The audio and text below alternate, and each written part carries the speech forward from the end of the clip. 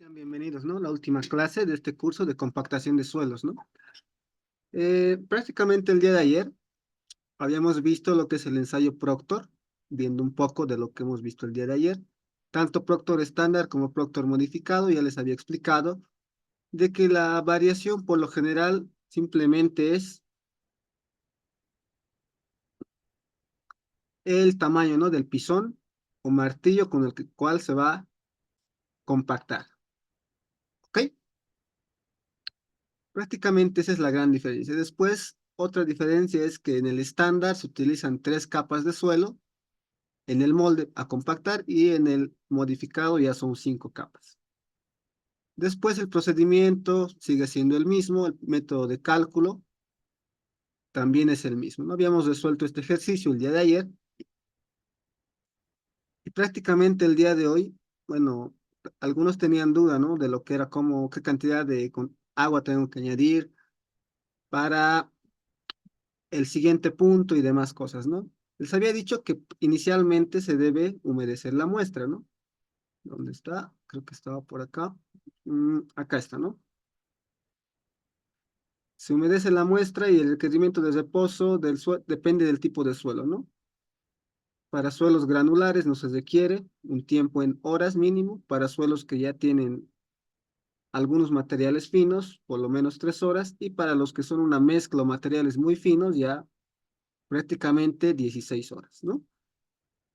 Y obviamente esa humedad que va a tener el suelo, por así decirlo, la podemos calcular, ¿no? Obviamente les he dicho que esto depende, ¿no? Del tipo de método también, qué cantidad vamos a utilizar. Entre el A y el B, prácticamente aproximadamente 15 a 16 kilogramos. Para el C, 30 kilogramos. Obviamente esto en condición seca, ¿no? En condición húmeda son, por así decirlo, 23 kilogramos aproximadamente y 45, ¿no? Para el método C. ¿Vale? Entonces, a ver, explicándoles algo tal vez a grandes rasgos, de manera rápida, para continuar con el avance el día de hoy, para complementar lo que es esta parte, ¿no? Acá lo he llamado cálculo de masa de agua a añadir para una determinada muestra. ¿Ok? Yo les había dicho que la norma nos permite prácticamente utilizar una misma muestra y repetirla, ¿no? En los 5 puntos. No obstante, yo les recomiendo que para cada muestra utilicen un nuevo material, ¿no? O sea, que prácticamente van a tener o van a extraer de su muestra total, por así decirlo, que son los 30 kilogramos, van a extraer para cada punto aproximadamente 3 a 5 kilogramos, ¿no? O 5 kilogramos por ahí aproximadamente para cada uno, ¿no? En este caso, si son 5 puntos y estoy sacando 5 kilogramos para cada muestra, te necesitaría 10, 20, 25, ¿no? Kilogramos aproximadamente, ¿ok? Pero para cada muestra, ¿no? Esto con el fin de que yo les recomiendo que saquen uno inicial. Supongamos que para este inicial yo estoy sacando 4.5 kilogramos. El contenido de humedad va a ser el mismo para toda la muestra total, 3.2, que le puedo calcular fácilmente en laboratorio. Y prácticamente con eso ya puedo obtener la masa seca de los 4.500, ¿no? Ahora, si para esta muestra he sacado 4.500, para esta igual sacaré pues, 4.500 para seguir manteniendo el contenido de humedad y la masa seca. No obstante, puedo sacar más igual, ¿no? De todos modos, el contenido de humedad se mantiene porque va a ser, sigue la misma muestra total, ¿no? De la cual he obtenido el contenido de humedad. Y ahí la masa seca es lo que va a ir variando. No obstante, por temas, para hacerlo rápido, yo para esta muestra voy a utilizar simplemente que para cada punto yo he sacado una muestra de 4.500. Y en función de eso voy a ir calculando prácticamente el contenido de humedad. ¿Ok? Entonces, ¿qué me dice primeramente lo que habíamos visto el día de ayer, rápidamente, me dice el ensayo donde está, que no debe prácticamente haber no más del 3%, ¿no? Habíamos visto que nos dice el contenido de agua entre puntos espaciados no más allá del 3%, ¿no? Entonces, de punto a punto yo tengo que prácticamente cuidar eso, ¿no? Que no sea más del 3%. Es recomendable. Podemos utilizar uno, dos o como máximo tres, ¿no? ¿Ya? Entonces, yo voy a utilizar prácticamente, a ver, para este primer punto puedo utilizar 1%. Quiero que tenga variación de 1%. Entonces, el segundo punto tendría que tener un contenido de humedad aproximado de 4.2. Listo. Para el tercero, puedo aumentar tal vez a más de 1%, ¿no? Pongamos 540, ¿no? De este punto a este punto. Supongamos que yo quiero estimar 540. Para este quiero que tenga 640, sigo manteniendo 1%. Y para el último que tenga un 7.60, ¿ya? Partiendo de 3.2 como inicial. ¿Ya? Esta es la muestra inicial, la húmeda, y prácticamente puedo estimar, ¿no? Ahora, la diferencia de contenido de humedad sería el final que yo quiero calcular menos el inicial que ya conozco. Entonces, voy a decir que esto es igual a 4.2 menos el inicial, ¿no? Y este inicial lo voy a fijar porque para todos va a ser el mismo contenido de humedad inicial, como nueva muestra. ¿Ya? Listo. Y prácticamente va a ser, en este caso, 1%, ¿no? De acá a acá tengo 1% de diferencia. Y lo voy a copiar para todos.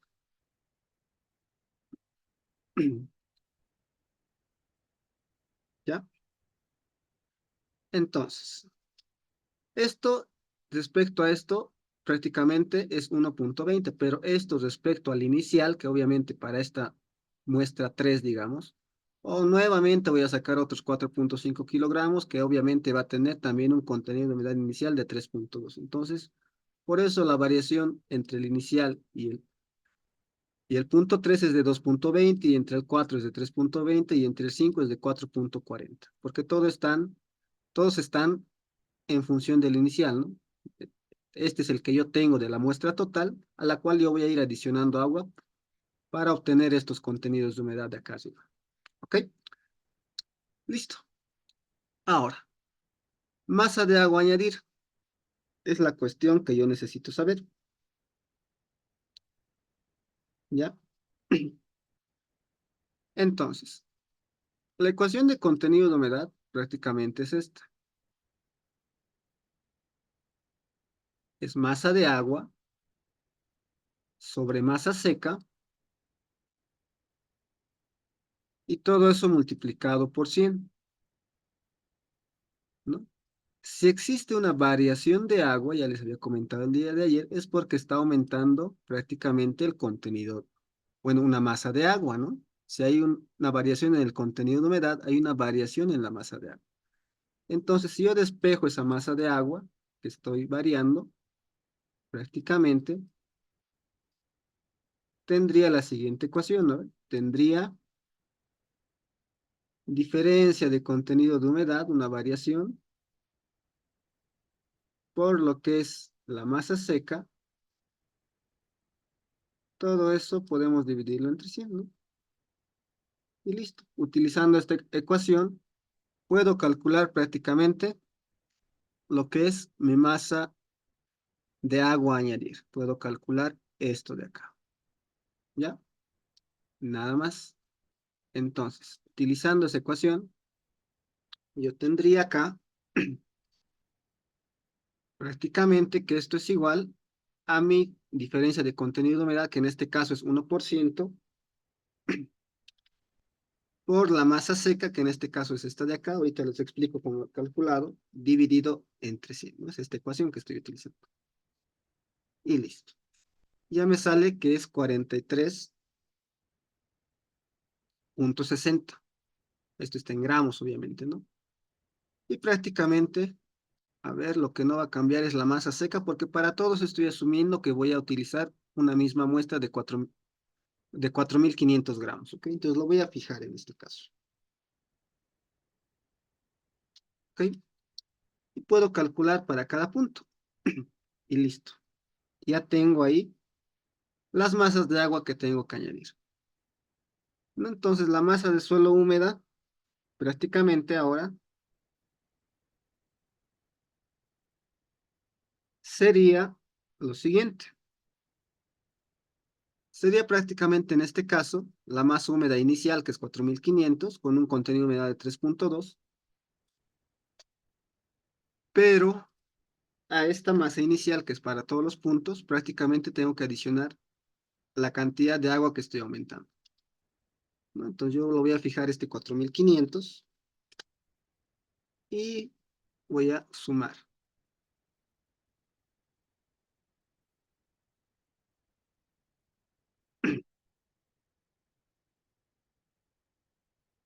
Y listo, ¿no? Ya tendría prácticamente lo que es la masa húmeda para cada muestra. Ahora, si quiero calcular la masa seca, luego la masa de agua y calcular el contenido de humedad, pues prácticamente voy a también obtener estos valores, ¿no? Los primeros. Entonces, la masa seca, ¿cómo la calculamos? Utilizamos la ecuación. Masa seca es igual a lo que sería la masa húmeda, lo voy a colocar como M nomás o masa inicial, ¿no? Dividido entre 1 más el contenido de humedad. Como está en porcentaje el contenido de humedad, hay que dividirlo entre 100, ¿no? Listo. Entonces esa es la ecuación que voy a utilizar acá para cada punto y la voy a ir copiando. Entonces, esto es igual a la masa húmeda dividido entre 1 más lo que es el contenido de humedad, en este caso, de este suelo, 3.20, dividido entre 100. Y ya está. Copio la ecuación para todos y ya tengo prácticamente la masa seca. Que para todos en este caso obviamente es la misma. ¿Por qué? Porque he utilizado una masa inicial de 4.500. La masa seca, como les he dicho, no varía. Lo que va a variar es la cantidad de agua que estoy aumentando. Ok, entonces la masa de agua prácticamente, acá puedo calcular de la siguiente manera. Masa de agua sería masa de suelo húmedo menos masa de suelo seco, o la masa seca, ¿no? Directamente. Y esa es la cantidad de masa de agua de cada muestra. Luego, calculando el contenido de humedad, masa de agua entre masa seca por 100, pues prácticamente tendría los contenidos de humedad, ¿no? Siguiendo la ecuación,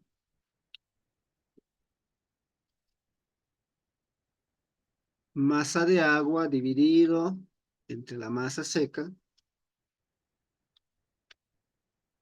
por 100 llego a los 3.20 y el resto prácticamente es lo mismo, ¿no? O sea, prácticamente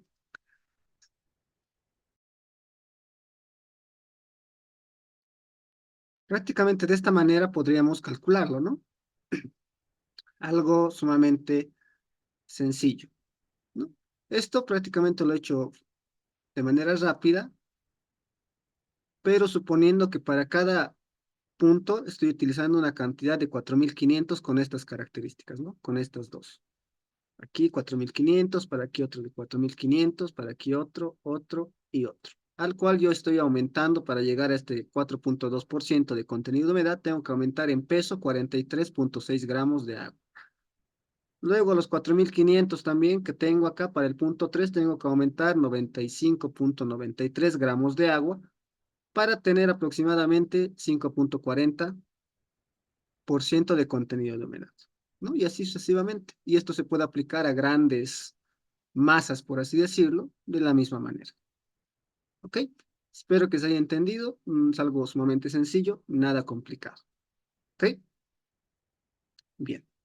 Ahora sí, ya teniendo algo de idea de cómo hacer esto más o menos, ahora sí pasemos o damos por concluido lo que es el tema del Proctor, ¿no? Y esto puede ser para el Proctor estándar o modificado porque ya les he dicho, el procedimiento es el mismo en laboratorio, lo único que varía es el tema de las capas y prácticamente el pisón a utilizar, ¿no? Luego los moldes son los mismos, ¿no? Ya sea del método A, B o C. Bien, ahora sí pasamos al tema de hoy.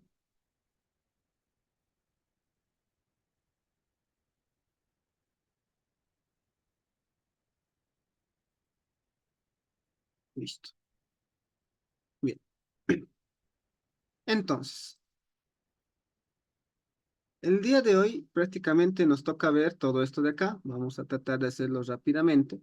Tendríamos que ver la compactación en campo, los métodos de compactación, el ensayo de campo, que es el cono de arena y el contenido de humedad por el método de Speedy, y el control de compactación, que prácticamente es la ecuación, ¿no? De grado de compactación, de cómo calcular o controlar la compactación. Nada más. Bien. Entonces, comencemos con fases de la compactación en campo. El primer paso, tal vez en campo, es definir, ¿no? Un banco de préstamo. Prácticamente, como les digo, la compactación, por lo general, la mayoría de las veces se la hace en lo que es obras viales, ¿no? Entonces, para una capa base, subbase o terraplanes. Entonces, prácticamente se necesita definir un sitio de préstamo, ¿no? De un banco de préstamo. Realizar un corte en el sitio del préstamo, transportar el material a la zona del proyecto, verter el material en el área a compactar, ¿no? En este caso, la carreteras, podemos decirlo. Extender el material, humedecer o secar el material, ¿no? Dependiendo a qué contenido de humedad tenemos que manejar en campo. Y compactar el material en capas de espesor apropiado, ¿ya? Es como las fases que tenemos que utilizar, ¿ya? Bien. Luego tenemos la maquinaria y equipos de compactación en campo. Ya existen diferentes tipos de maquinarias, eso es obviamente porque hay una infinidad de industrias que las fabrican también. Entonces podemos decir que existen diferentes maquinarias de compactación, que deben ser empleados en función, obviamente, al tipo de material a ser compactado, como se muestra en el siguiente cuadro, ¿no? Acá tenemos un cuadro, prácticamente, para terraplanes y terrenos naturales de grano fino, me dice rodillo pata de cabra, rodillo de llantas de acero segmentada, rodillos neumáticos, ¿no? Son algunos tipos de maquinaria para utilizar en compactación. Capas granulares de base, subbase y terreno mejorado, rodillos neumáticos, compactadores vibratorios, rodillos neumáticos de ruedas oscilantes, ¿no? Luego, para capas base y otros tipos de áridos, también tenemos compactadores vibratorios de zapatas, ¿no? Vibradores de rodillo y llantas metálicas, compactadores de llanta metálica, compactador de neumáticos, ¿no? Son recomendaciones que nos da prácticamente esta tablita. Para capas asfálticas de base mezclada in situ, nos dice apisonadoras de neumáticos, apisonadoras de llanta metálica y apisonadora de llanta metálica segmentada, ¿no? Luego tenemos para capas de base intermedias o de superficies mezcladas en instalación mezcladora, un apisonado inicial, apisonadoras de llantas metálicas, esta tipo tándem de dos ejes, apisonado intermedio y otros más, ¿no? Prácticamente es como una ayuda que nos da al tipo de, según el tipo de materiales que vamos a utilizar, ¿no? Si son de grano fino, de grano grueso, o si son capas mejoradas granulares, ¿no? Acá está para terreno mejorado, también nos da una idea, por lo menos, de qué equipo puedo utilizar. Ya más adelante vamos a ver otra tabla en función de la clasificación AASHTO. ¿Ya? Entonces, en campo podemos decir que se emplean cuatro principales métodos de compactación. Podemos empezar con la compactación estática o por presión. La compactación se logra utilizando prácticamente una maquinaria pesada, como bien dice acá, cuyo peso comprime las partículas del suelo, sin necesidad de movimientos vibratorios, ¿no? Por ejemplo, podemos decir el rodillo estático o liso.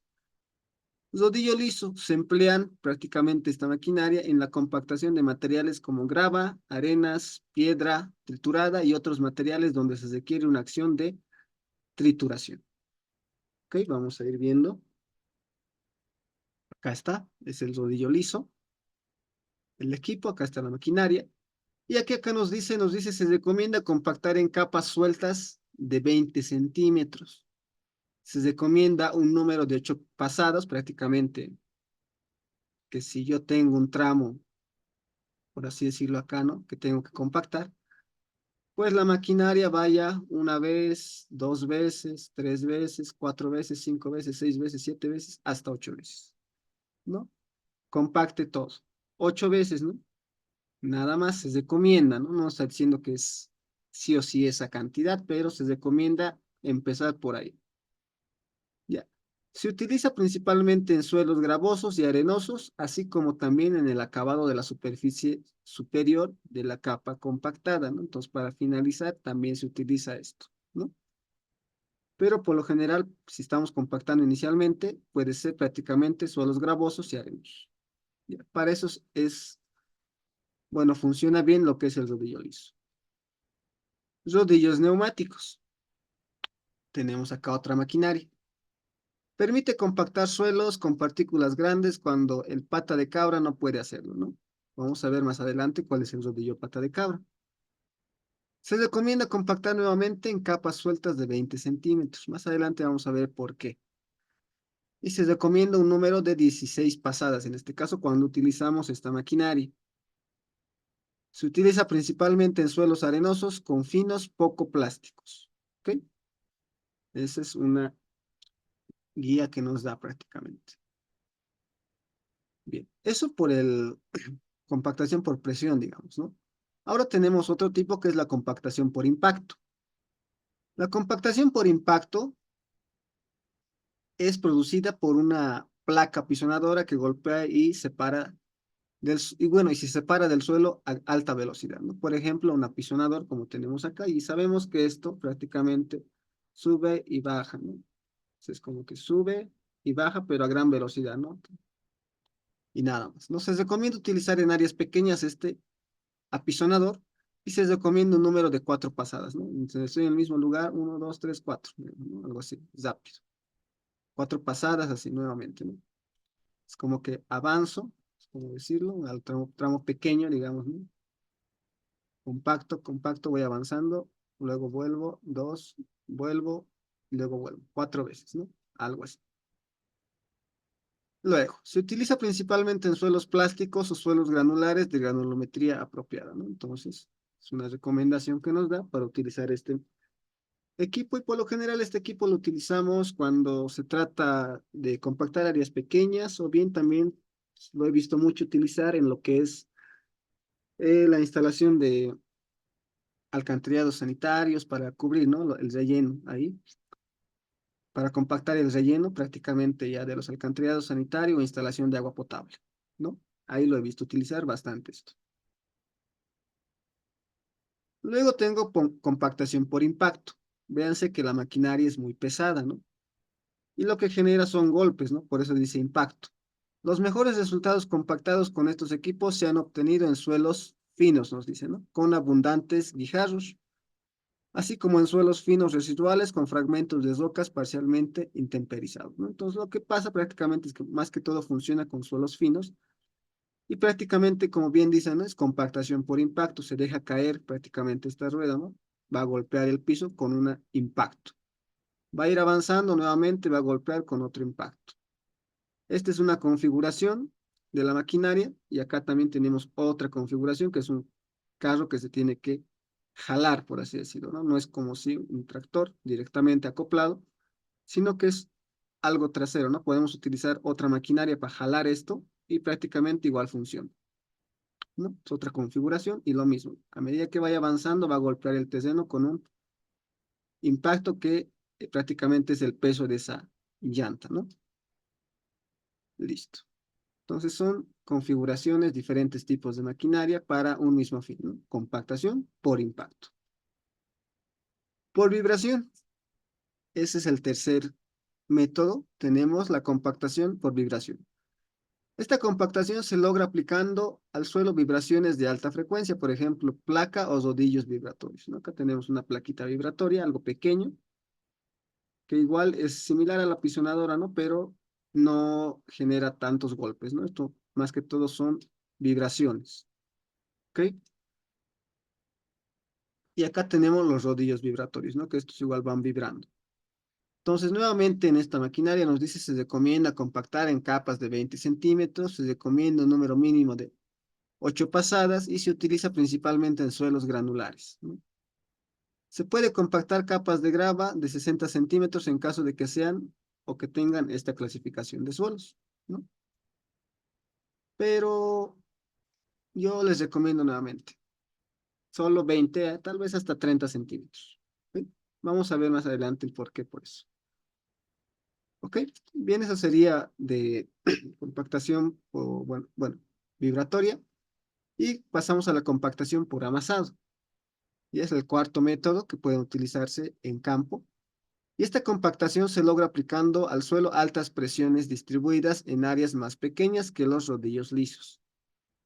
Por ejemplo, un rodillo pata de cabra, ¿no? Los rodillos pata de cabra dice que los suelos más recomendados para compactar con este rodillo son los suelos cohesivos o también llamados suelos finos, ¿no? El proceso de amasado mezcla el suelo con el agua en mejor forma que otros compactadores, ¿no? Más que todo para materiales cohesivos. Rompe los pedazos o grumos de suelo a roca blanda, ¿no? Listo. Entonces vamos a ver algún rodillo pata de cabra y acá está, ¿no? Acá vemos una configuración, acá vemos otra, ¿no? Diferentes fábricas, por así decirlo, pero con un mismo fin, ¿ok? Acá esto es de jalado y acá prácticamente ya está implementado siempre una maquinaria con este tipo de compactado, ¿no? Listo. Entonces, esto más que todo para suelos cohesivos, como bien dicen, ¿no? Para suelos finos. Es un buen, una buena maquinaria para compactar, ¿no? Los rodillos pata de cabra. Listo. Ok, acá les muestro una tabla, que bueno, esto es la selección del tipo de maquinaria en función del tipo de suelo, según la clasificación AASHTO, esto según Rutland y Duhishin en 1974, ¿no? Y acá, ¿qué nos dice? Dependiendo de la clasificación AASHTO, acá están la clasificación AASHTO, ¿no? Suelos A1A, A1B, A3, A24, A25, A26, A27, A4, A5, A6 y A7. En la clasificación AASHTO, pues sabemos que los materiales van de izquierda a derecha, ¿no? Entonces, los que están más a la izquierda son materiales buenos y los que están más a la izquierda los considera como materiales malos, la AASHTO, ¿no? Y los que están por el medio como regulares. Ya, esto está de un buen material que sería el grupo A1A o el subgrupo A1A al peor material que podría haber, según Lashto, el A7. Ya, un material fino. Ok. Entonces, ¿qué nos dice esto? Bueno, es una tablita que se utiliza de la siguiente manera. Si yo tengo un material clasificado en la granulometría como A1A según Lashto, me dice lo siguiente. Acá tengo la otra tablita, me dice que 1 significa excelente, 2 bueno, 3 regular, el número 4 significa deficiente y el número 5 significa inadecuado. Ya. Entonces, si tengo una clasificación A1A, me dice como recomendación, utilice un rodillo liso, ¿no? Es una buena maquinaria, es excelente para realizar la compactación. Luego me dice, el rodillo neumático lo clasifica como 2, que prácticamente también es bueno, nos dice, no, no dice que es malo. Rodillo pata de cabra nos dice 5 y el 5 es inadecuado para ese material porque este es un material granular, ¿ok? Pisón por impacto, ¿no? Lo que hemos visto, la compactación por impacto, esas maquinarias prácticamente nos dice 2, también sirve, es bueno. Y el rodillo vibratorio también es bastante bueno, excelente, ¿no? De esa manera lo clasifican acá. ¿Ok? Entonces, véanse que para materiales granulares que son prácticamente hasta acá, la mayoría el pata de cabra no lo usa mucho, ¿no? A excepción del A26 y A27, porque ya está entrando a lo que son materiales finos. ¿Ok? Entonces, ¿qué pasa si tengo un material fino, por ejemplo, un A5? Me dice que el rodillo liso es, bueno, es 3, lo clasifica como 3 y dice que es regular, ¿no? No es muy eficiente. Rodillo neumático lo clasifica como 2 y dice que es una buena maquinaria para compactar. Y el mejor para compactar materiales finos, pues obviamente es el rodillo pata de cabra, ¿no? Por eso nos dice excelente para compactar materiales finos. ¿Ok? Entonces prácticamente es esto, ¿no?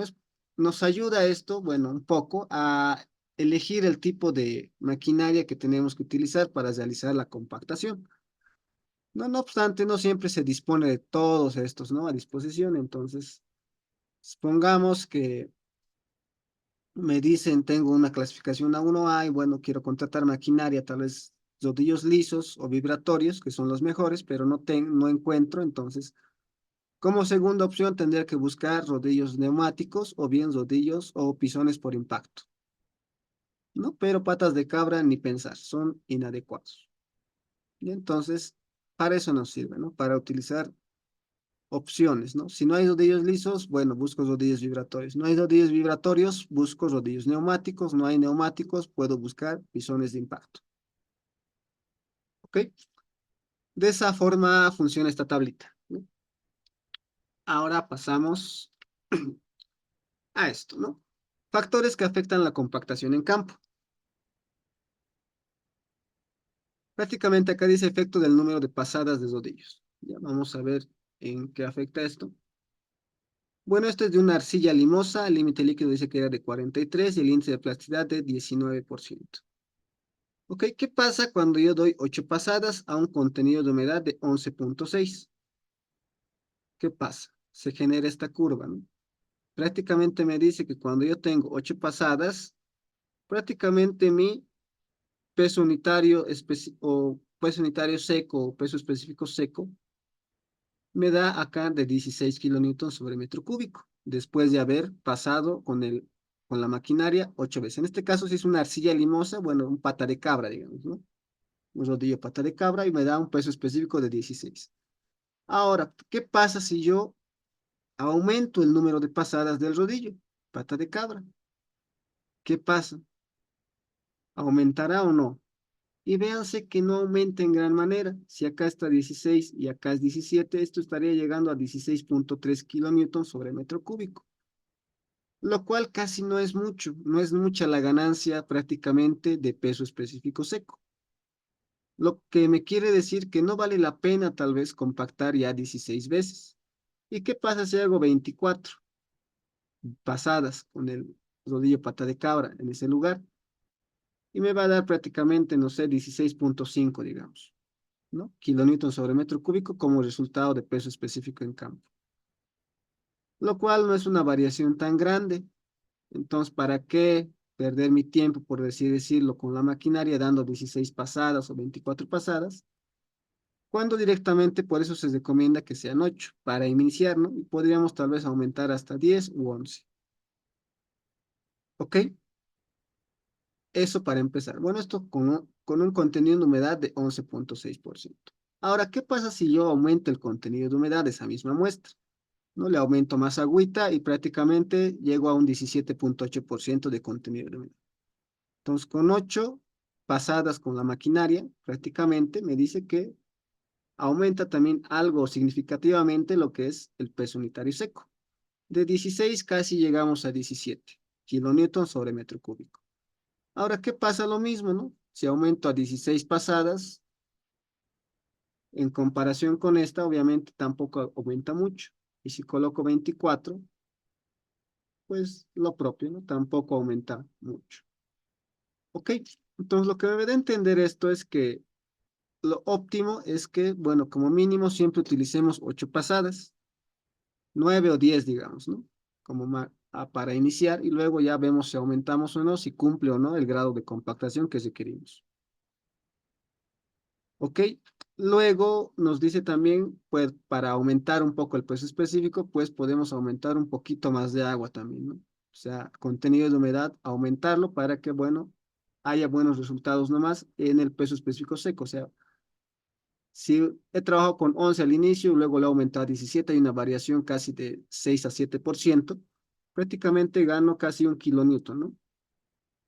de peso específico seco. ¿Ok? Eso es lo que nos trata de, de mostrar este efecto, ¿no? Entonces, por eso es que cuando en las diapositivas les mostraba que como recomendación, la mayoría tiene que empezar con 8 pasadas como mínimo. ¿Ok? De ahí viene eso. ¿Ya? Ahora, pasamos al siguiente, que es algo ya también relacionado al espesor. ¿Ok? Efecto de la profundidad bajo la superficie a ser compactada. ¿Ya?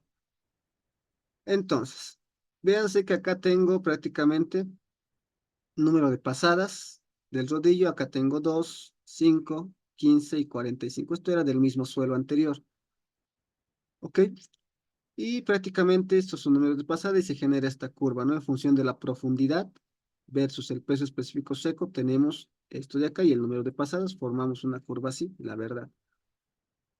Ahora, prácticamente, si se dan cuenta, los valores máximos, por así decirlo, se dan acá, ¿no? Por acá, cuando estamos con 50 centímetros de profundidad, prácticamente esto se refiere a un espesor o una capa de lo que sería 50 centímetros, ¿no? Que va a ser compactada, ¿ok? No obstante, como les decía, a veces no se compacta bien cuando son 50 centímetros, ¿no? Y vemos que acá todos tienen esa tendencia, ¿no? A 2 pasadas llegas casi a 30 por ahí y ya se va bajando la curva también, ¿no? Si buscamos el 8 está por acá, ¿no? La curva debe estar por acá más o menos, ¿no? Si le daríamos 8%, o en 8 pasadas debe estar por acá, ¿no? Entonces el máximo, por así decirlo, casi nos va a dar por acá, ¿no? El máximo, la máxima profundidad, por así decirlo, para tener un máximo peso unitario en función de la profundidad, ¿no? Entonces, eso estaría oscilando entre 30 centímetros aproximadamente, ¿no? Entonces, por eso es que se recomienda que sean capas de 20, ¿no? Yo les recomiendo que utilicemos capas de 20 centímetros para compactar o hasta 30, ¿no? 50, bueno, ya lo veo innecesario también un poco porque ya estaríamos aumentando igual también el número de pasadas con el rodillo. Entonces, si buscamos el 8 que está por acá, ¿no? Más o menos imaginándonos, oscilaría entre 20 y 30, lo que es prácticamente la profundidad efectiva a la cual debemos realizar la compactación. ¿Ya? Entonces, estas capas de suelo que se tienen que compactar tienen que ser con espesores de 20 centímetros. ¿Ya? Y podemos decir ya como un rango, si quieren, aceptable de 20 hasta 30 centímetros. ¿Ya? Como recomendación eso podría dejarles yo, pero bueno, al fin y al cabo ya cada uno también tiene su criterio. ¿Ok? No obstante, se recomienda esto. Yo les recomiendo esto. ¿Ok? Bien. Eso es el efecto de la profundidad bajo la superficie a ser compactada. ¿Ok? Espero que se haya entendido. Bien. Ahora pasamos ya casi a lo que es el cono de arena. Y bueno, antes de eso decimos lo siguiente. Determinación del peso unitario en campo como un resumen de lo que se hace prácticamente para determinar este peso unitario en campo. Y bueno, una aclaración más, ¿no? Cuando vean peso unitario o peso específico, prácticamente se refiere a lo mismo, ¿sí? Es una, prácticamente algunos autores lo llaman peso unitario, algunos lo llaman peso específico. Se refiere a lo mismo, al fin y al cabo, las unidades con las que más trabajamos son kilonewton sobre metro cúbico. Y el peso específico, peso unitario, pues prácticamente tienen estas unidades. Pero yo estoy acostumbrado a trabajar, bueno, a llamarlo peso unitario, ¿ya? Aunque bibliografías lo llaman peso específico. Y al final es lo mismo, ¿ya? Entonces, eso, bueno, como aclaración tal vez, ¿no? Ok, entonces, ¿qué nos dice acá? Excavar un agujero en el terraplén, primeramente, generalmente del espesor de la capa compactada, ¿no? A ver, si yo tengo una capa que se ha compactado de 20 centímetros, obviamente tal vez al compactar ha reducido un poco su volumen, entonces por lo menos tengo que excavar mínimamente, yo creo, si es que así de 20 pues unos 15 centímetros, ¿no? Por lo menos, ¿no? Ahora, si llego a la otra capa, pues, porque se va a notar incluso cuando se excava llegar a la otra capa, igual puedo hacerlo, ¿no? Hasta acabarlo todo, que serían como 18 19 centímetros, ¿no? Listo. Luego, nos dice, determinar el contenido de humedad del material extraído desde que se ha excavado del hoyo, se lo determina. Medir el volumen del material excavado o volumen del hoyo, determinar la densidad húmeda del material y obtener el peso unitario según campo. A grandes rasgos, en resumen, ese es el procedimiento general, ¿no? Podríamos decirlo así, ¿no? Y prácticamente ahora vamos a entrar un poco más a detalle, ¿no? Que prácticamente para determinar ese volumen de hoyo y demás, es esto de acá, ¿no? Se utiliza, bueno, hay otros métodos también, pero en este caso particular vamos a utilizar el más común, que es el del cono de arena. ¿Ok?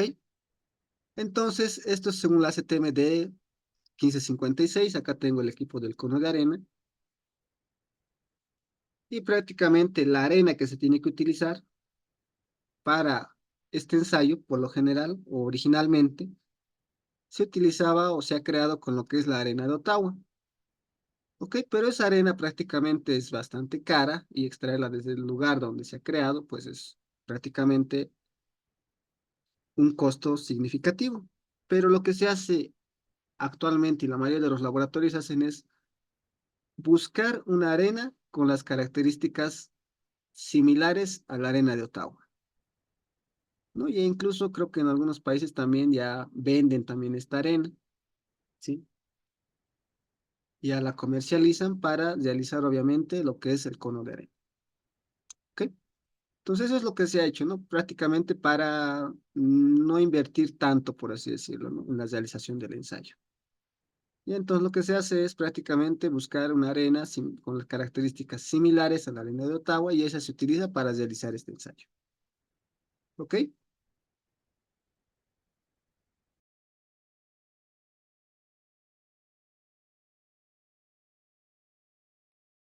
A ver, continuamos. Entonces, nos dice realizar el hoyo en la zona compactada. Entonces, yo prácticamente, supongamos que esta es la superficie, y prácticamente voy a colocar esta plaquita, ¿no? En el terreno. Y obviamente la placa tiene un hueco, ¿no? Acá está el agujero, o el hoyo, por así decirlo. Y prácticamente hay que, con un cincel y un combo martillo, empezar a picar, ¿no? Obviamente hasta el espesor de la capa, ¿no?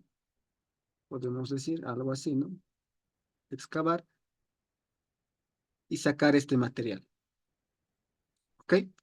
Eso nos dice realizar el hoyo en la zona compactada, ¿no? Luego registrar la masa húmeda extraída. Obviamente esta masa lo vamos a colocar a un recipiente y vamos a registrar su masa, ¿no? Húmeda extraída. Luego determinar el contenido de humedad. No sabemos cuál es el contenido de humedad, ¿no? Entonces prácticamente tenemos que determinarlo. Y bueno, podemos utilizar el método tradicional, que es el de llevar al horno y secar, ¿no? O bien vamos a utilizar o vamos a ver también el método de Speedy, ¿ok? En este caso, que también es muy utilizado. Luego determinar la masa seca extraída, ¿no? Obviamente, una vez que tenemos el contenido de humedad, ya podemos determinar la masa seca extraída de esa masa, ¿no? Que hemos cavado o excavado.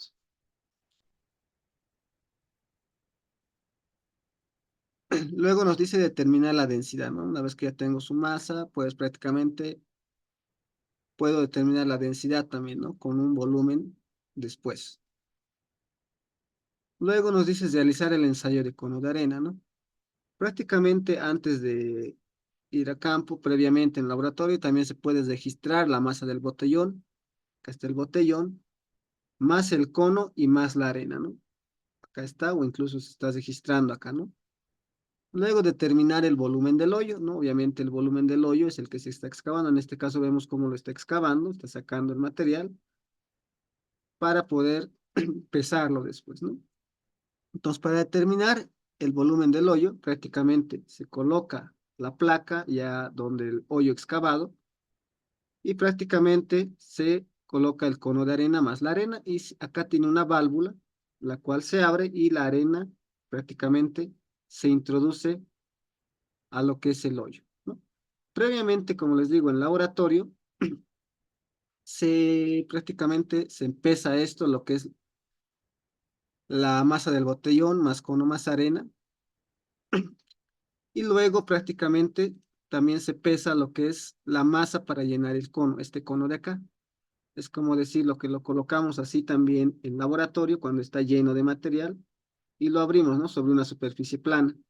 Prácticamente el material baja acá, cesamos la válvula, alzamos y el material que se ha quedado en el cono de arena, por así decirlo, lo volvemos a pesar y con diferencia de masas prácticamente obtenemos la masa para llenar el cono, ¿no? Nada más. Entonces, esta masa de acá, prácticamente que está acá, también tenemos que pesarla, que es esta lo que nos dice, ¿no? Registrar la masa del botellón más cono, más la arena sobrante, que esta arena sobrante que sea, sí, que puede sobrar, ¿no? Puede ser algo poco, puede ser harto también. Eso depende al hoyo que habíamos hecho, ¿no? Y después ya podemos empezar a calcular la densidad en campo, como bien nos dice, ¿no? Entonces, una vez que ya se ha hecho eso, prácticamente se retira el material, obviamente no todo el material, ¿por qué? Porque prácticamente el material de acá abajo, la parte inferior más que todo dentro del hoyo ya se encuentra contaminado, ¿no? Entonces, pero se puede salvar una gran cantidad de material para utilizarlo en otros ensayos, ¿no? Pero esta cantidad de material, bueno, ya como está contaminado, pues podemos desecharlo.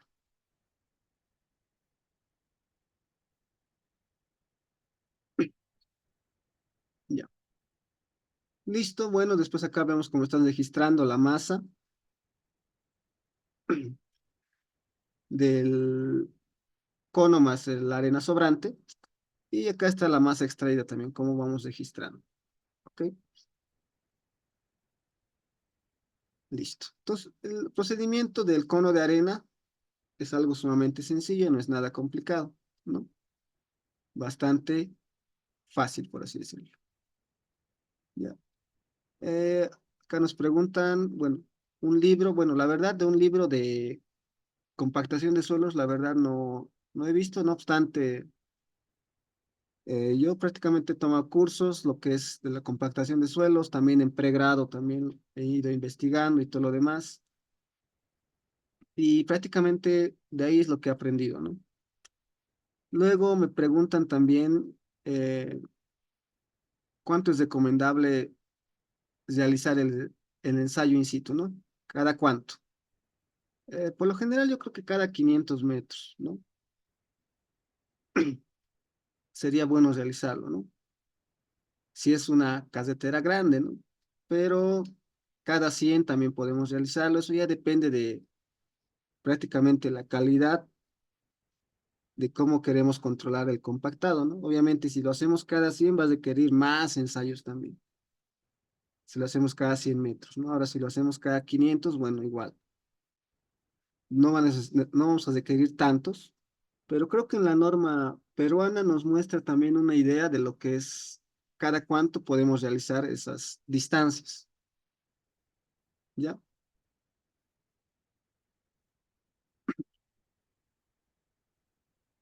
En una presa de material suelto, bueno, no sabría decirte, estimado, en una presa, sí, nunca lo había aplicado, más que todo en carreteras, es lo que he visto eso. Pero yo creo que debe haber esa parte, tal vez podríamos investigar, ¿no? Acá me preguntan otro, el cono plástico más cono metálico, ¿tara o se pesa más la arena sobre? Se pesa todo. Si es cono plástico, el metálico igual, ¿no? Se pesa todo, sí, más la arena sobrante, todo el equipo, ¿ya?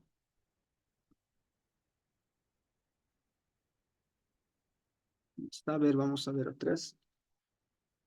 Todo el equipo, ¿sí? No es que hemos tarado prácticamente este material o este recipiente más el cono, no lo hemos tarado. Prácticamente todo el equipo más la arena sobrante, ¿ok?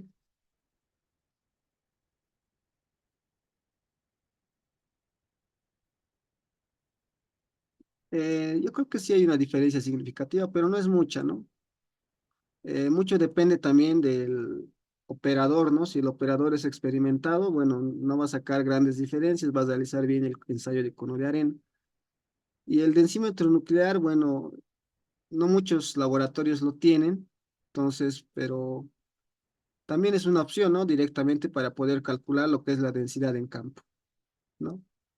Pero la mayoría tiene el cono de arena, por eso es que prácticamente estoy explicando eso, ¿no? En este curso particular, lo que es el ensayo de cono de arena, ¿ok?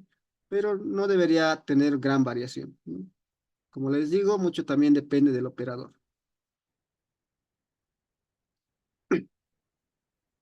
¿Ok? Bien. Ahora hablemos un poco, a ver, de lo que es la determinación del contenido de humedad mediante el ensayo SPIDY. Como bien sabemos, prácticamente en campo podemos utilizar lo que es también el horno, ¿no? Para calcular los contenidos de humedad. No obstante, a veces es algo tedioso esperar, ¿no? El tiempo a que seque la muestra. Y muchas veces se utiliza este ensayo, ¿no? El ensayo de Speedy.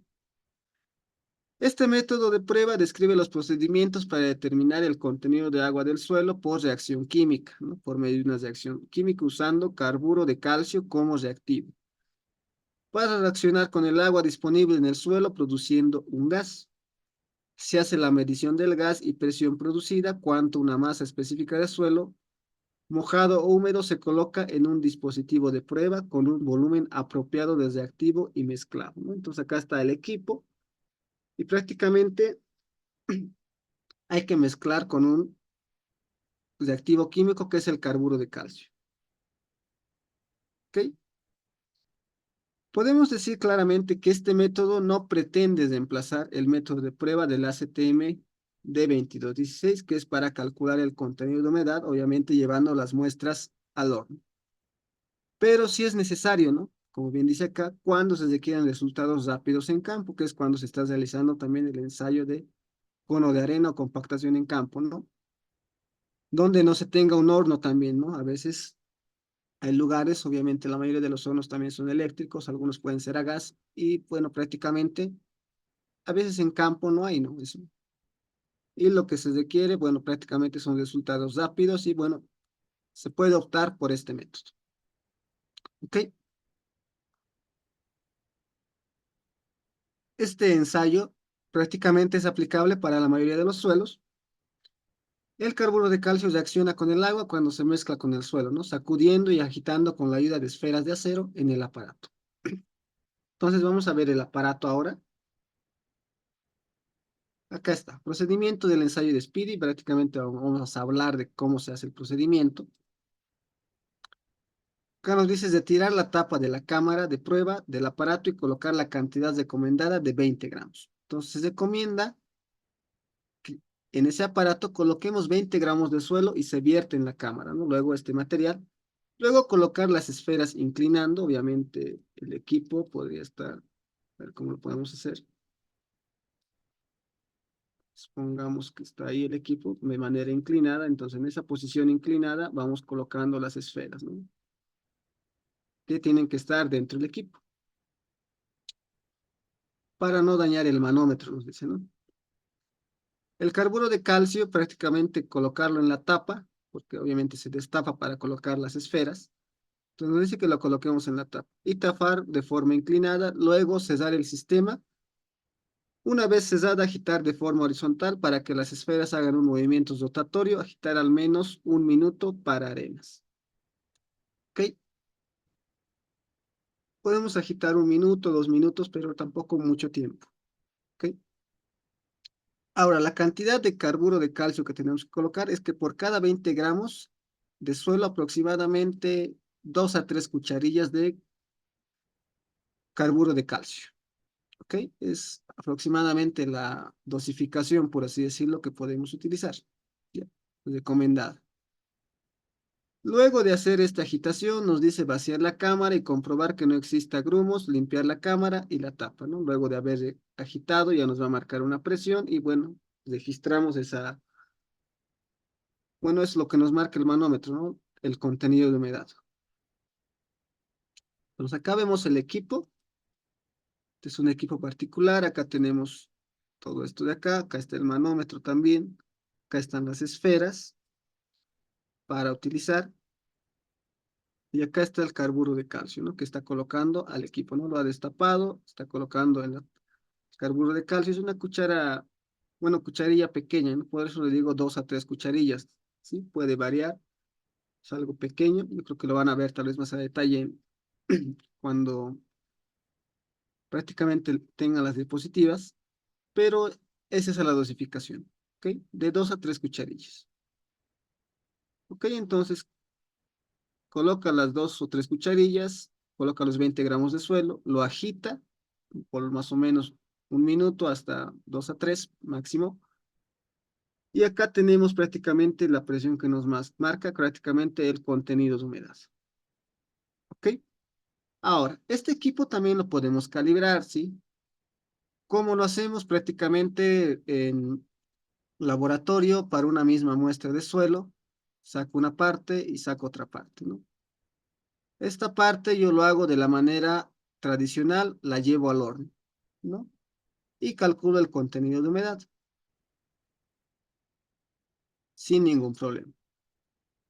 Y esta otra parte, saco 20 gramos y lo introduzco a lo que es el ensayo de Speedy, al aparato, y prácticamente también obtengo un contenido de humedad. Y luego comparo, ¿no? Puedo tal vez hacer hasta 2 a 3 pruebas, ¿no? Pero en este caso vamos a hablar de, como un ejemplo de una prueba, ¿no? ¿Sí? Y supongamos que el caso de este contenido de humedad nos sale de este suelo 4,2%. Y de este mismo suelo con el Speedy, supongamos que nos sale, no sé, 5,2%. Entonces veo que hay una variación de 1%.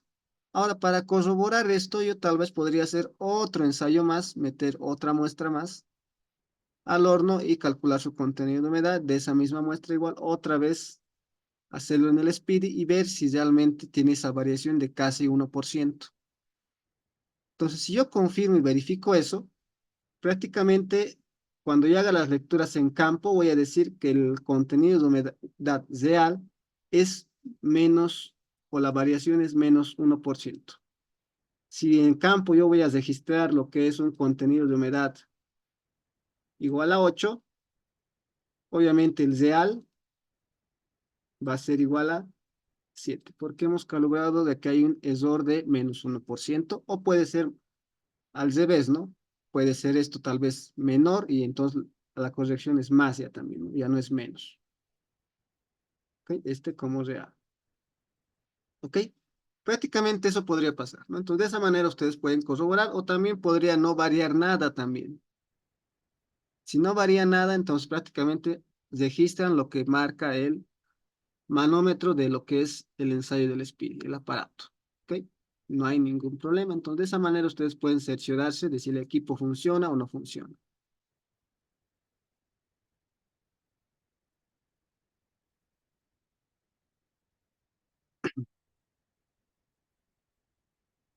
¿Ya? Entonces, cuando el equipo es nuevo, puede que no varíe nada, pero cuando ya tal vez es antiguito, tiene un tiempo ya de uso, unos buenos años, ya puede haber una cierta variación, por así decirlo.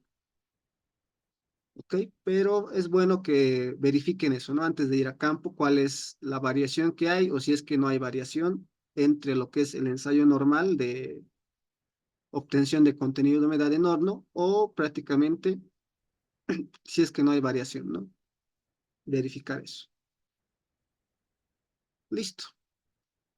Luego tenemos el control de la compactación y esto se da después de realizar la compactación en campo. Siempre es necesario verificar si con ello se lograron los fines propuestos, para lo cual se usa el grado de compactación R, llamado también como control de calidad de compactación. ¿Ya? Entonces, yo tengo esto de acá y tengo esto de acá. La densidad seca en campo o peso unitario seco en campo, dividido entre la densidad seca máxima en laboratorio o el peso unitario seco máximo en laboratorio, multiplicado por 100, me va a dar lo que es el grado de compactación R. ¿Ok? Que les he dicho esto depende del proyecto. Por lo general, casi siempre oscila entre 90 y 95%. ¿Ok? Cuando cumple con esto, bueno, decimos que la compactación es buena, y a partir de 90.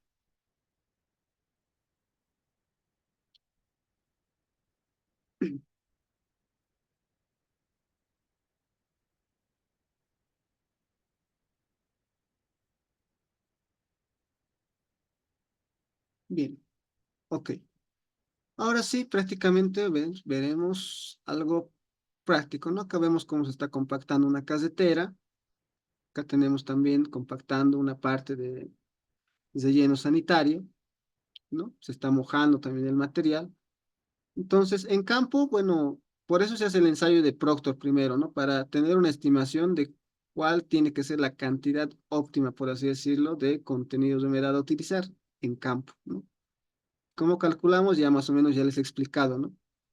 Al inicio de cómo podemos calcular la cantidad de masa de agua a añadir a esa muestra de suelo con un contenido de humedad que ya conocemos, ¿no? Y obviamente podemos utilizar el Speedy para medir estas muestras que van a distribuirse para ser compactadas, ¿no?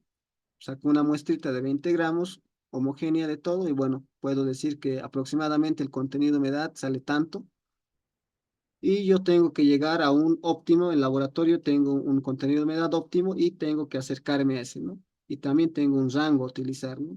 Puede ser dentro de ese rango. Entonces, si está muy seco, hay que aumentar agua. Ahora, si está muy mojado, bueno, podemos esperar un poco a que seque el material, o sea, esparcirlo por todo el lugar donde va a ser compactado y dejar que seque un poco para iniciar la compactación. ¿Ok? Esto prácticamente cuando hay una mala compactación, por lo general se producen estos hundimientos, ¿no? Que vemos acá, hundimientos, ¿no? En el asfalto. Para evitar eso es bueno hacer una compactación correcta. Ok, vamos a ver este ejercicio ahora. Acá lo tenemos, prácticamente es algo práctico. Y nos vamos al Excel ahora. Ok, a ver, acá está.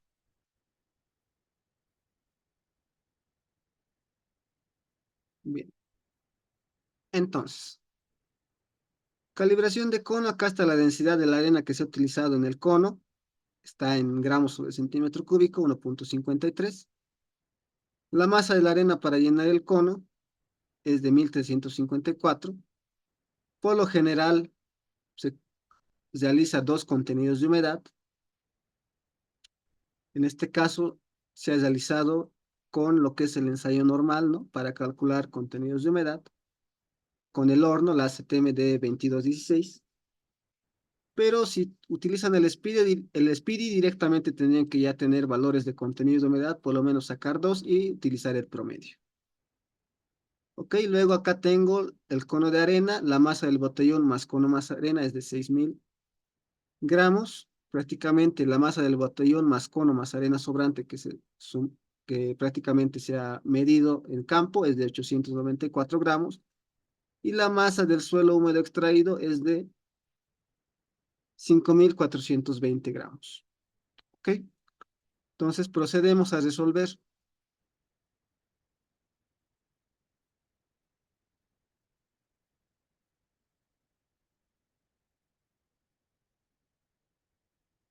¿Ok? Entonces, masa de agua. Como tengo dos contenidos de humedad, prácticamente, acá están las dos muestras, voy a tener dos contenidos de humedad.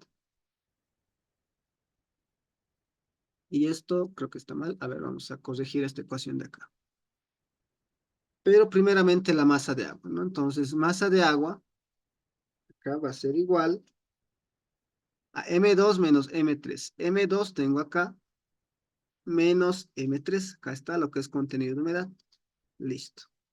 Hago lo mismo para el lado, ¿no? Es lo mismo, voy a copiar simplemente la función y acá está, ¿no? M2 menos M3. Listo. Luego, la masa, esto tendría que ser la masa seca, ¿sí? Desonio esto. La masa seca sería prácticamente M3 menos M1, ¿no? Entonces acá vamos a corregirlo.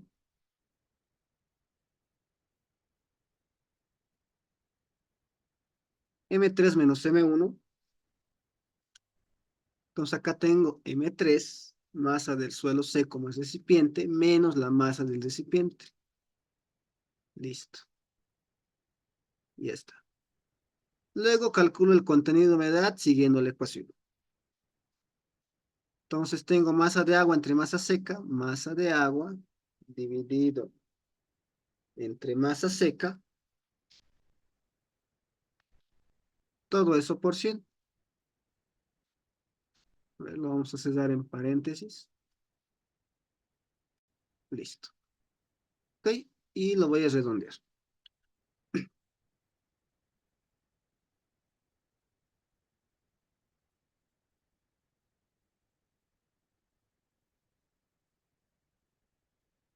Listo. Y copio acá lo mismo y ya está. Acá yo voy a utilizar el promedio. Entonces digo promedio de estos dos valores. 5,46. Ahora veamos a ver un poco lo que es el Proctor modificado. En la planificación en campo prácticamente tenemos que llegar a tener por lo menos 20,58 kilonewtons sobre metro cúbico, ¿no? Para alcanzar un grado de compactación del 95%. El rango de contenido de humedad aceptable tiene que estar dentro de este rango, entre 0,5 y 5,8. Y el contenido de humedad óptimo que hemos utilizado acá es 3,5, ¿no? En laboratorio para tener un peso unitario seco máximo. Entonces tenemos que apuntar más o menos a que el contenido de humedad esté cerca al óptimo, ¿no? En campo. Podría ser 4%, 3 punto algo, y no tanto a los extremos, ¿no? Pero también a veces varía y puede estar dentro de este rango, ¿no? Es lo aceptable. En este caso, el cono de arena nos da 5,46 y acá hemos calculado que está dentro del rango, pero está un poco alejado del óptimo. Entonces, tal vez no vamos a llegar a lo que es el grado de compactación del 95%. ¿Ya? Si no se llega, bueno, prácticamente podemos también aumentar el número de pasadas, ¿no? Con el rodillo que se está utilizando en campo, dependiendo del tipo de material, para poder tratar de aumentar el peso unitario seco en campo. ¿Ok? Entonces tengo acá masa seca extraída. Entonces pasamos a la resolución del cono de arena para obtener el peso unitario seco en campo. Entonces tengo acá, perdón, acá. Masa seca extraída. Acá ya está la ecuación, es M7 dividido entre 1 más el contenido de humedad. Acá está M7, masa del suelo húmedo extraído, 5,420. Entonces digo 5,420 dividido entre 1 más el contenido de humedad, en este caso 5,46 dividido entre 100 porque está en porcentaje. Listo.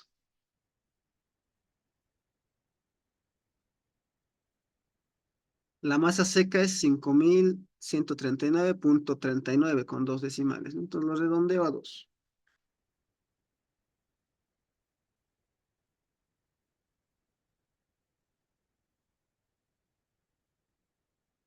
Listo. ¿Ya está? Ahora, pasamos a la arena en el hoyo, ¿no? Y para calcular la arena en el hoyo es M5 menos M6 y menos M4. Y acá están esos valores. Sería la masa del botellón más cono más arena, menos la masa del botellón más cono más arena sobrante, menos M4. M4 es la masa de la arena para llenar el cono. Entonces voy colocando. Esto es igual a M5, que es 6,000, menos 8,894 gramos, y menos lo que sería prácticamente la masa de la arena para llenar el cono, 1,354 en este caso. Lo cual nos da 3.752 gramos. La densidad de la arena. Podemos calcular la densidad de la arena y obviamente en este caso ya tenemos acá la densidad, ¿no? De la arena que se ha utilizado. Es igual prácticamente a esto de acá, ¿no? 1.53. El volumen del hoyo es la masa de la arena en el hoyo dividido entre la densidad de la arena. Entonces yo digo, a ver, masa de la arena en el hoyo, tengo 3.752 dividido entre la densidad de la arena en el hoyo, que es 1.53. Y tengo acá el valor del volumen del hoyo en centímetros cúbicos. Lo voy a redondear. Redondeamos y tengo a dos decimales. Y tengo 2.452.29. Y para calcular la densidad seca en campo, pues necesito la masa seca extraída entre el volumen del hoyo. Y acá está, simplemente es esto de acá dividido entre el volumen del hoyo. Lo cual me da 2.09 o 2.1 casi, ¿no? Entonces lo vamos a redondear nuevamente.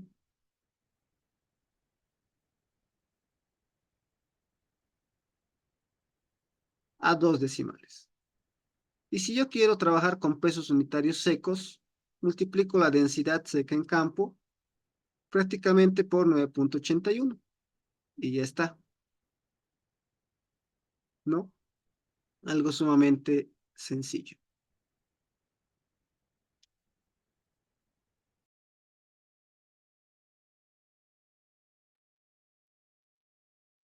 Entonces tengo 2.1 por 9.81, ¿no? Asumiendo la gravedad, bueno, la gravedad es 9.81. Y es como un factor de conversión, ¿no? Lo voy a redondear igual,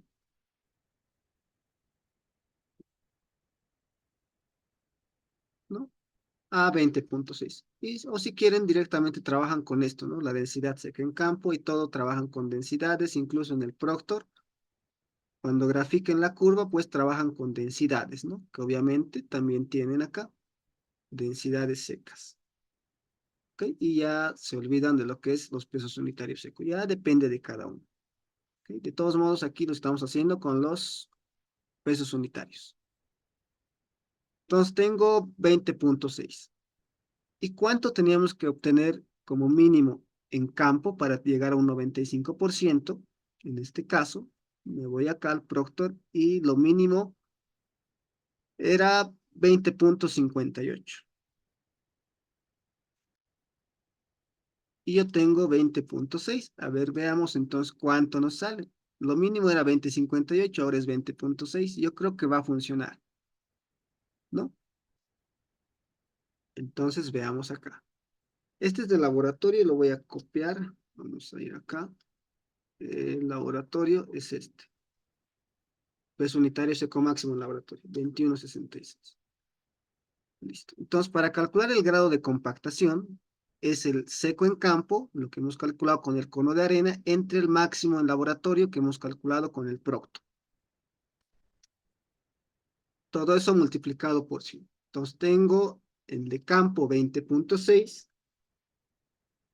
dividido entre el de laboratorio 21.66 multiplicado por 100.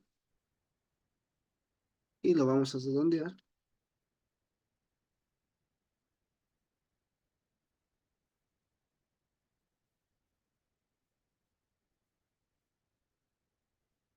a dos decimales. Entonces, esto nos da un grado de compactación de 95,11%, lo cual que el requerimiento era 95 y bueno, nos hemos pasado algo nada más, pero cumple, ¿no? Con los requerimientos del proyecto. Y ustedes podrían colocar acá, bueno, como comentario nada más, ¿no? Vamos a colocar comentario.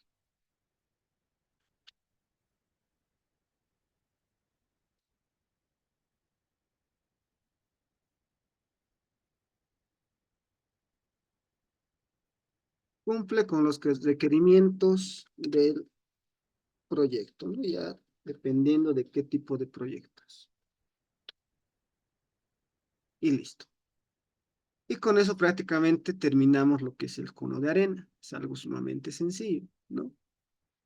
No obstante, pues prácticamente si no cumple es porque podríamos haber utilizado un contenido de humedad o mucho o poco, o también podría haber sido que, bueno, hemos visto en las diapositivas, donde está, cuando estamos hablando de la maquinaria, de que prácticamente el número de pasadas por lo general, como mínimo, se recomienda que sean 8. Entonces puede ser que hayan pasado 6 veces nada más, o es que 7 y bueno, faltaba uno tal vez, ¿ok? Entonces puede ser eso también, ¿no? Entonces, de todos modos, si es que no cumple, pueden hacer o decir, no cumple con los requerimientos, hay que seguir compactando y hay que aumentar el número de pasadas con la maquinaria, ¿ok? Esa es una de las cosas que se puede hacer directamente, ¿no? Y bueno, luego ver, ¿no? Analizar el contenido de humedad, si es que está dentro del rango, en este caso está dentro del rango, o si es que nos hemos pasado también, ¿no? Si nos hemos pasado, lo hemos, por así decir, colocado mucha agua, también puede ser que por esa razón no esté llegando a lo que es el grado de compactación requerido, ¿no? Que queremos. Ok.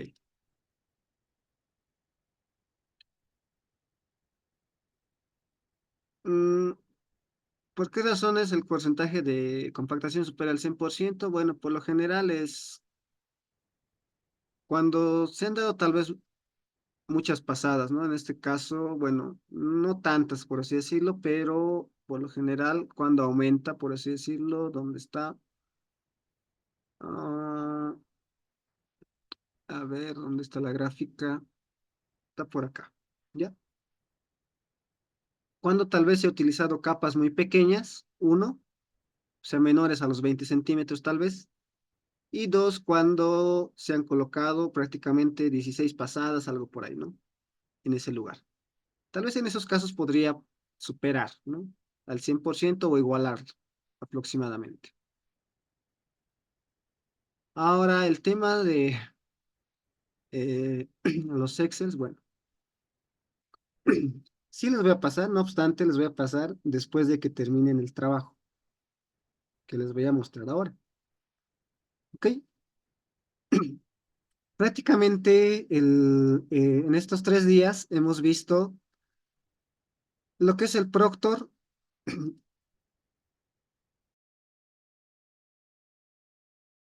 que es el Proctor. Hemos visto el día de hoy prácticamente este ejemplito también para el cálculo de la masa de agua a añadir para una determinada muestra. Y también el día de hoy estamos culminando con lo que es el ensayo del cono de arena, ¿no? Verificando el grado de compactación. En este caso, a ver, lo vamos a dejar ahí, que cumple, ¿no? Con los requerimientos del proyecto que habíamos especificado que tenían que ser al 95% acá, ¿no? Lo cual cumple. Está bien. Ahora, el curso va a contar con lo que es prácticamente una evaluación que ustedes van a realizar, que es similar, ¿no? Acá está, esta es lo que les voy a pasar para que ustedes realicen.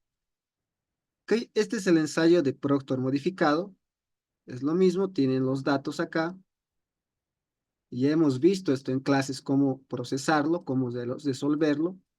Obviamente esto está sin programar, pueden utilizar esta misma planilla y programarlo acá, como se ha hecho en clases, y obtener prácticamente las gráficas, ¿no? Ahora, opcional, ¿no? Si quieren, trabajan con lo que son pesos unitarios o si quieren, lo dejan con lo que son densidades, ¿no? Pero si trabajan con pesos unitarios, vamos a trabajar con estas ecuaciones que hemos visto en clases. Y el peso unitario, acá vamos a trabajar con 9,81 para graficar el peso unitario saturado. ¿Ok? La gravedad específica, acá la estoy dando como dato. Y acá, bueno, les he mostrado también que se puede trabajar, ¿no? Con lo que es ecuaciones polinómicas de segundo orden, o sea, de grado 2, de grado 3